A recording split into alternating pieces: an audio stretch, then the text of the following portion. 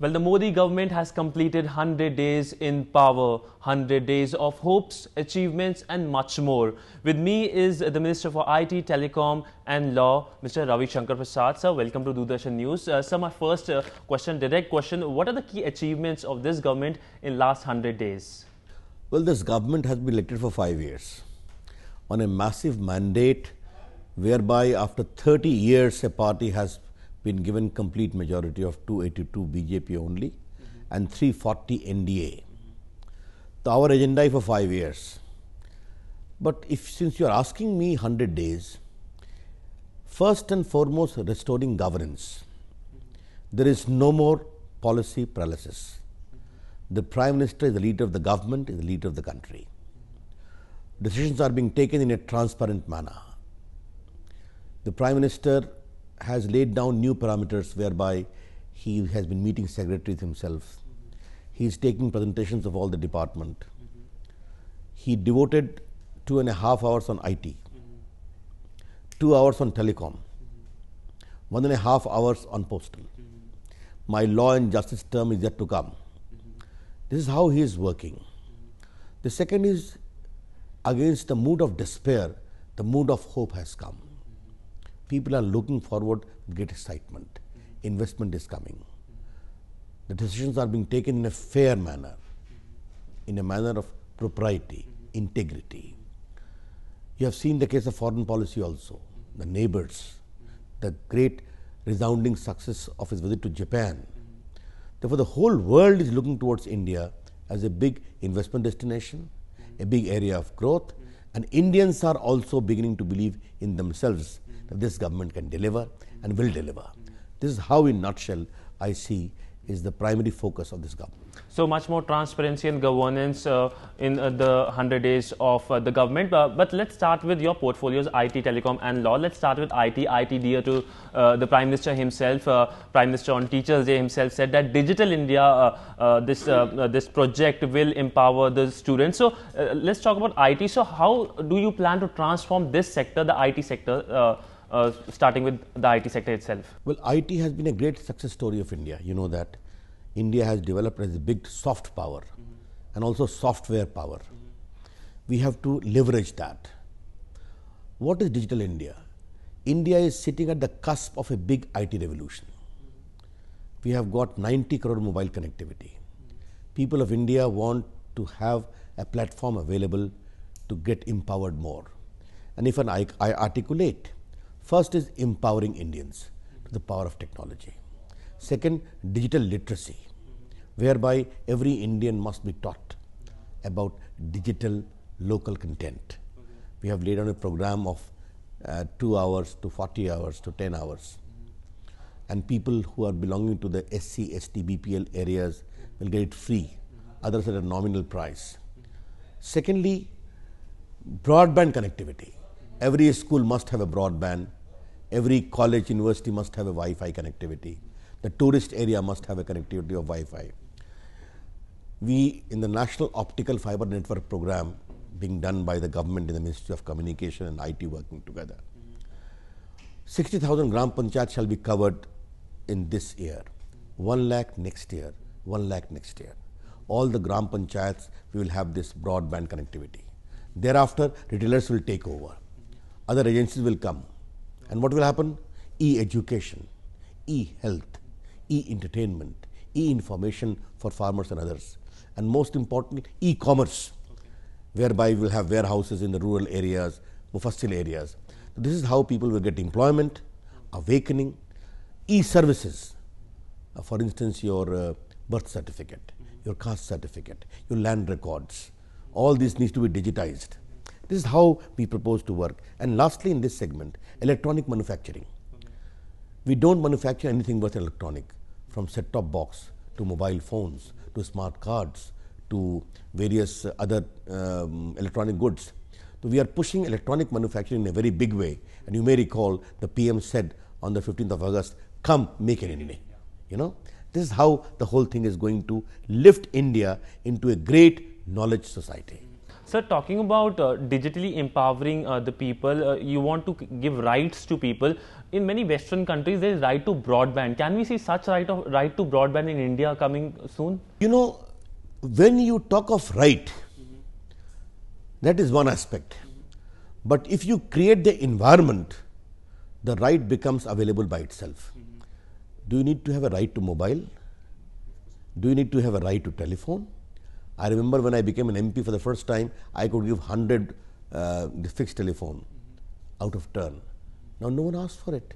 It is available.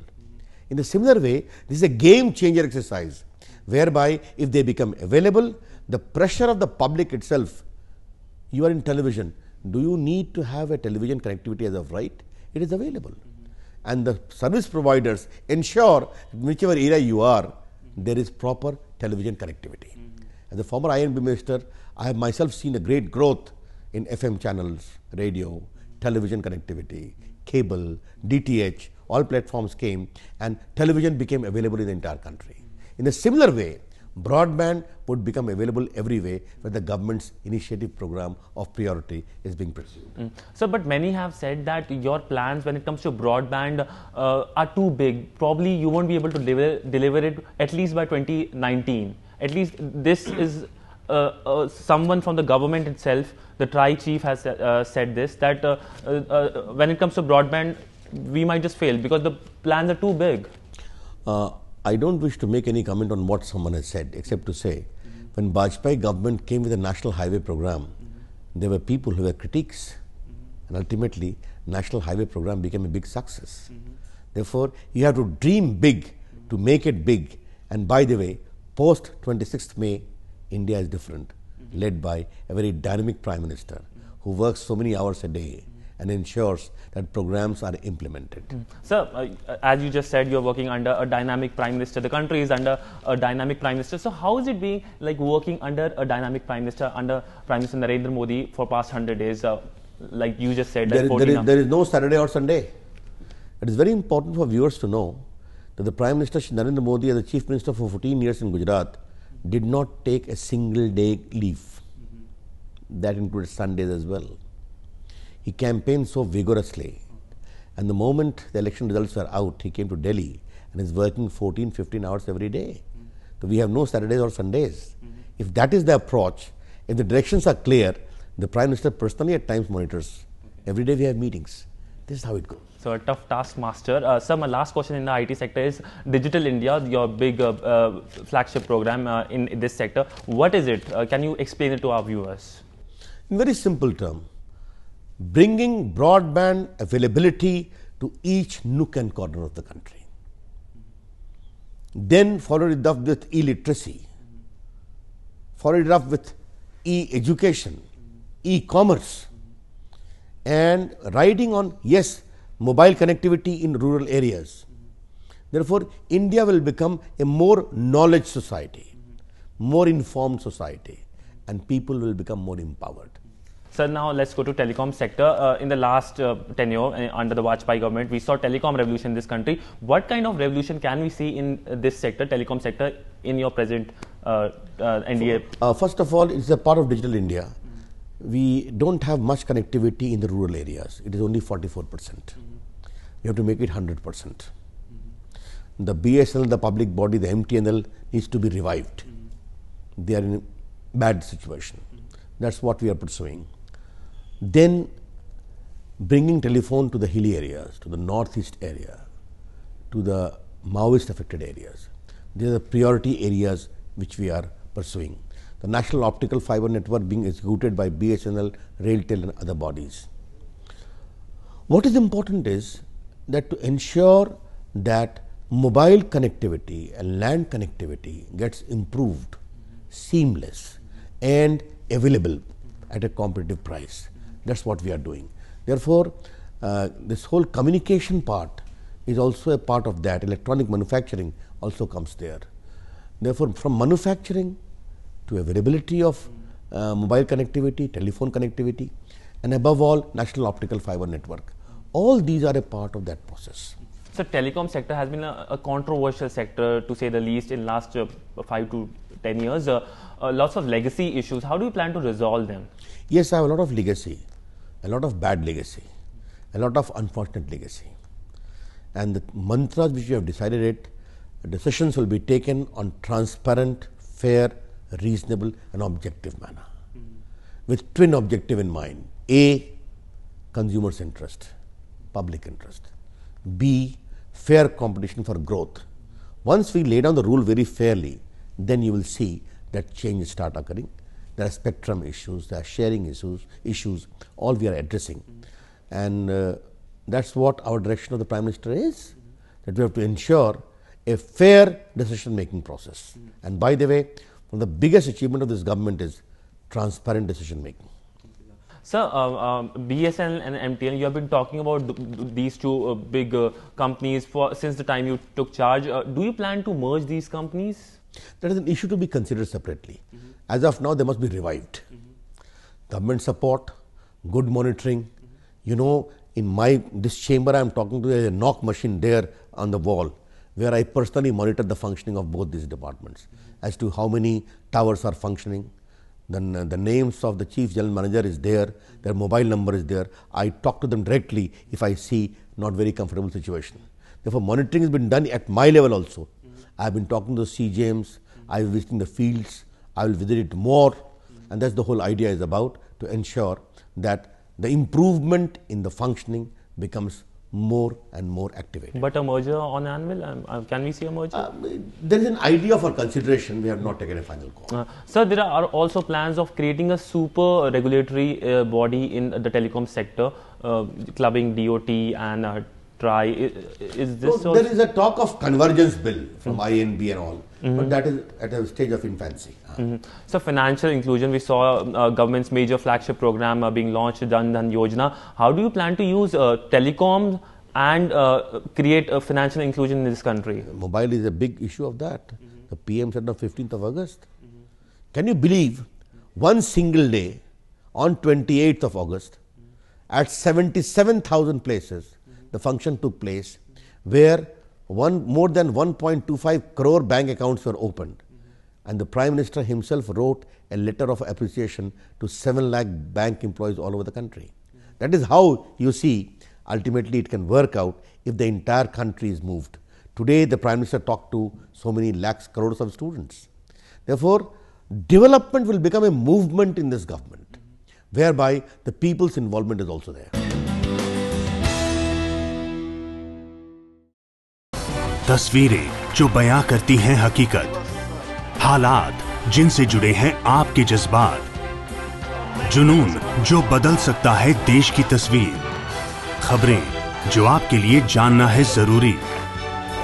खबर दिन भर हर शाम 5 बजे सिर्फ डीडी न्यूज पर।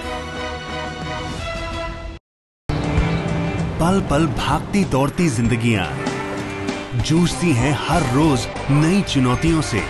ऐसे में जरूरी है दिन की सही शुरुआत। डीडी न्यूज लेकर आता है आपके लिए हर बड़ी खबर, ताकि देश दुनिया पर रहे आपकी नजर। देखिए नया सवेरा रोज सुबह 7 बजे सिर्फ डीडी न्यूज पर।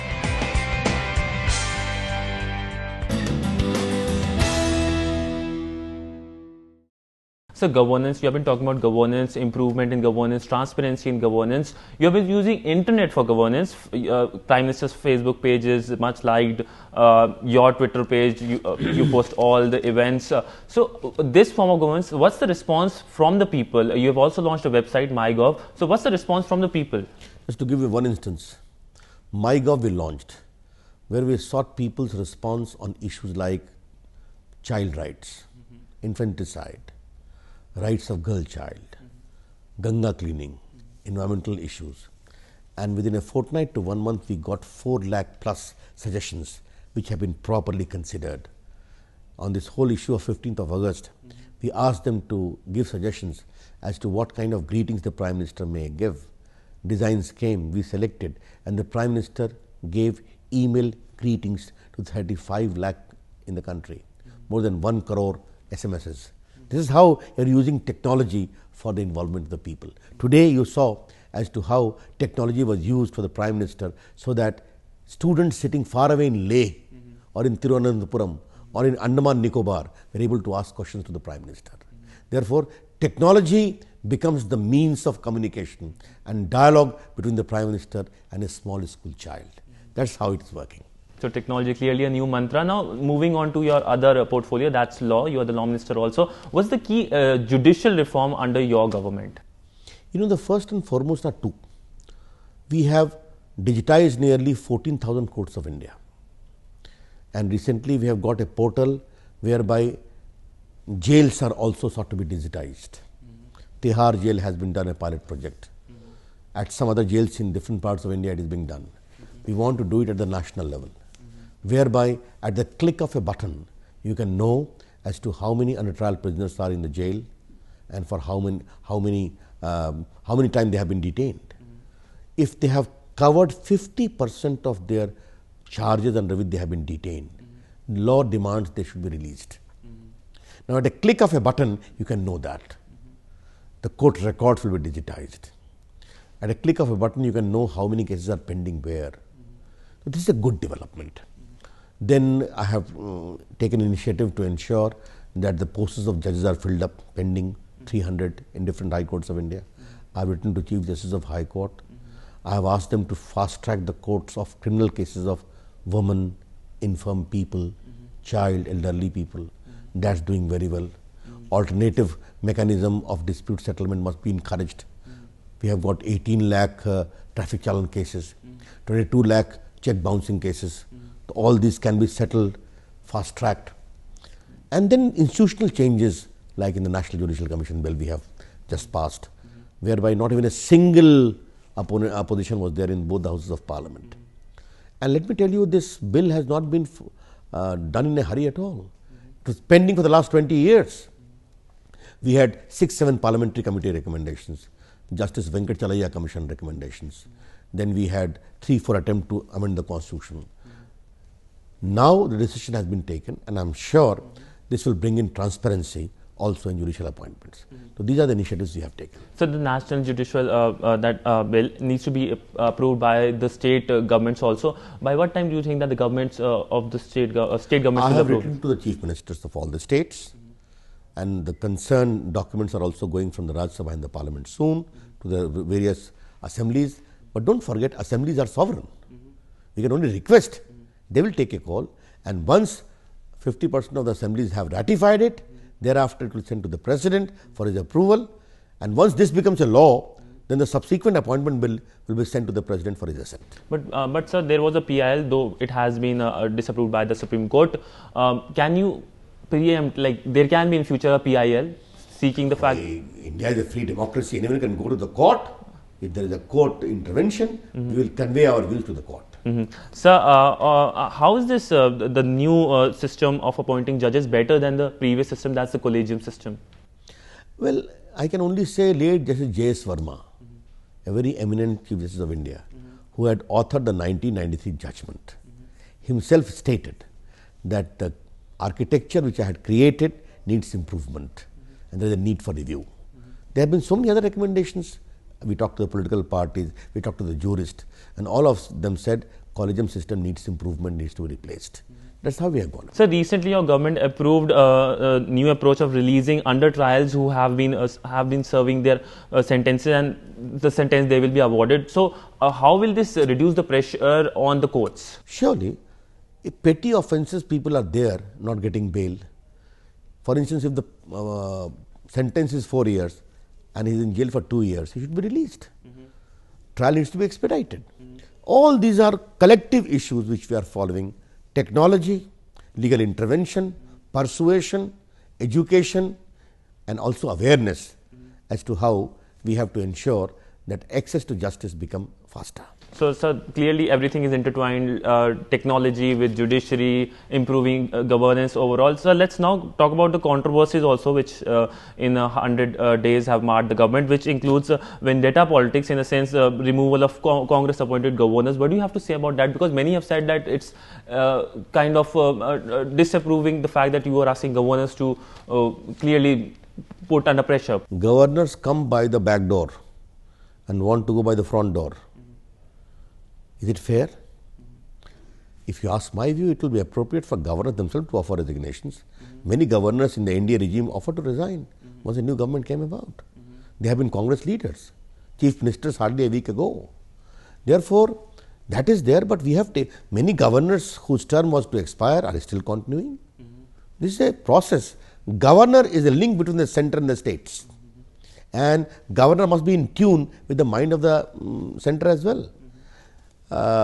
I can only say this, that our government has been very fair also in persuading, also waiting for the completion of term, and many have resigned on their own. Why should we debate about that? So another controversy is relation with Pakistan. I mean, initially there were goodwill gesture, but later on many would say that a trivial issue derailed the entire talks. It was not a trivial issue at all. The Modi government did something historic, invited all the SAARC leaders to witness the oath taking, the first. Okay? We want good relations with Pakistan. But Pakistan must also understand our sensitivity. Your High Commissioner is talking to the Hurriyat. Just 2 days before, the Foreign Secretary talk is to take place. How far it is fair? Will it be proper for an Indian leader to go to Pakistan and talk to the independents in the movement? No. And in spite of our conveying to them that this will not be appreciated, if you go ahead, that means you are not earnest about talking. That is important. Therefore, it is Modi's government. It will not follow the previous beaten path. Those who are in the neighborhood, he went to Nepal, he went to Bhutan, what a great welcome he got. He went to Japan. But as far as India's strategic needs are concerned, Mr. Modi's government will talk strongly and with strength. That message to go. We wish good relationship, but India's sensitivity has also to be appreciated. Sir, my last question is, in last 100 days, one thing you could have done but you couldn't do. Can you just tell us? I'll have to figure out. All of us are working for the good of the country, and I think the country believes we are doing well. Therefore, we hope for the best. So we can expect more action in coming less 100 days? Well, I don't go with the 100 days logic. Okay. The people have given us the mandate to work for 5 years, will work properly, effectively, and deliver India on the road to progress. So deliver India on the road to progress. Well, that's the mantra of this government, and hopefully in the next 100 days and perhaps in the next many years to come, this government will deliver lots to this country.